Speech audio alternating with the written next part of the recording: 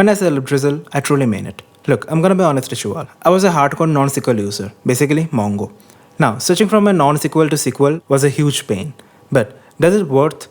Well, it depends on how you use it. I recently started using MySQL, special thanks to Planeskill for the awesome course. And after that, I had two choices to use SQL. No, I'm not talking about writing raw SQL. I mean, come on, it's 2023. So as an alternative, we have two ORMs. One is Prisma, and second is my favorite, Drizzle. But why I chose Drizzle? Well, the first point would be its typeset, but so is Prisma. If you're going to think it this way, most of the features that's present in Prisma. But there are some special things about Drizzle that I love the most. One, it is Edge compatible. I mean, come on, that's it. I don't need to give you any other reasons now. But still, secondly, the syntax is super smooth. Starting from creating tables to schemas to executing queries, all over. It gives an awesome user experience. Third, a few days back, they just released the new Drizzle Studio, which lets you visualize and edit your data on your browser. Fourth, it comes with inbuilt Zod extension. What I mean is, there is a package called Drizzle Zod, which lets you create Zod schemas directly from the table you created. Now, I just made a simple example of using Drizzle. Here, we've got the Drizzle button. If we click on it, we get an empty table. Now, there are two buttons over here, Add a User and Remove a User. This table is rendered by Shats anyway, so a huge thanks to him. When I click the Add User button, we can see that it adds the user to the table. Don't worry about the indexes because I was testing it before. Now, if I use the delete button, it will delete the last element in it. It is just an example.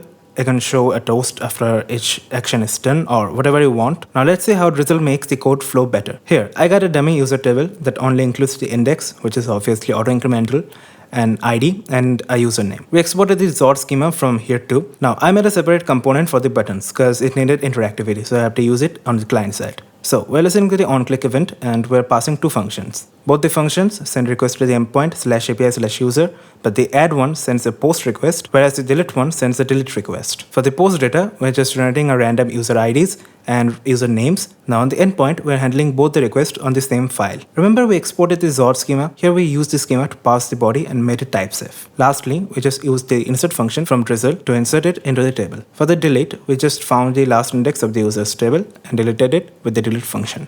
Well, that was easy. Believe me, I have used Prisma before, but I never thought creating tables or schemas would be this much easy.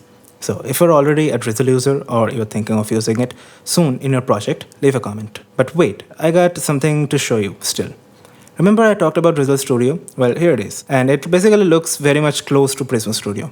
Now, looking at the UI, you should already recognize it as it is Shats UI. So here, I have the table users where I can just go and check the data. Now I can edit it and it will update the data on the site too, just like this. You can follow me on my Twitter or join my Discord server. We might have a chat too. And if you like the video, leave a like and subscribe. See you all soon.